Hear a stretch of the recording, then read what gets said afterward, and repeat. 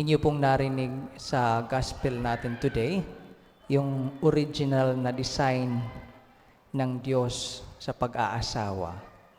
Nilikha niya ang babae at lalaki. That's the original design. Tapos, pinag-isa niya sila. At ang utos niya, huwag paghiwalayin ng tao ang pinag-isa ng Diyos. Ngayong panahon, isa sa mga mainit na tinatalakay ay ang divorce. Sa simbahan at sa lipunan, tinatalakay po, naririnig po natin. Ngayon, panahon sa buhay, may makikita tayong ilang taon pa lang nag-aasawa. Pag nagkakaproblema, ang solusyon kagad ay hiwalayan. Konting problema lang, ay hiwalayan. Ang pinag-isa ng Diyos, huwag paghiwalayin ng tao. Huwag sirain ng tao. Naalala ko one time, mayroong isang paring nagkwento sa akin.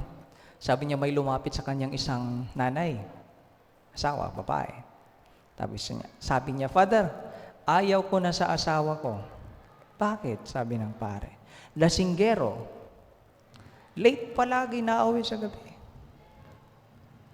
Pag umuwi pa, lasing na lasing. Tapos pagsisilbihan ko pa para kumain, waldas sa pera. Nakinig lang yung pare sa mahaba niyang lista ng reklamo niya sa asawa niya. At ang sabi ng pare ay ganito, well, nung ikasal kayo, anong sabi mo sa altar? Sabi mo, yes. For better or for worse. With feeling pa yun, ha? Till death do us part. With a kiss pa yun. For better or for worse. Now, yung asawa mo ay nasa worse na kalagayan. Iiwan mo. Sabi mo, yes, hindi ko iiwan. Diba? Ang sabi mo ay yes. Nangako ka sa Diyos. Sa first reading natin, pinapaalala to. Let your yes mean yes, and your no mean no. Pag sinasabi po nating yes sa altar, may kaakibat po yan na paghihirap, pagsusumikap na mapabuti ang relasyon. May mga bagyong daraan yan. Magliliparan ng mga plato minsan. Di ba? Pero we are always meant to solve a problem. Kaya nga dalawa kayo, di ba? You have to work together sa buhay mag-asawa. Ang punto is, ang buhay mag-asawa ay di po madali. Kaya ng buhay ng pagpapare, di madali. We said yes to God. Hindi po namin pwedeng basta-bastang bitawan ang aming oo sa Diyos. Oo sa Diyos, ang aming oo sa Diyos. We said yes to God. Mayroong mga pagdurusang dadaanan. Well, I guess the message of God for today is, huwag kang bibitaw. Di ba? May kanta yan.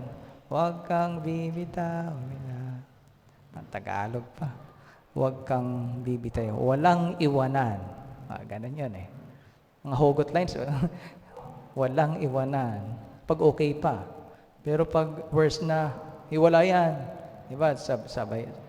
Yun yung nangyayari. Walang iwanan.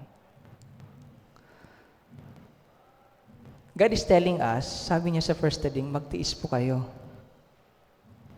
You said yes, live it. Isang modelo, ang ating patrona ay modelo po ng yes na salita. Si Mama Mary. At pinanindigan niya.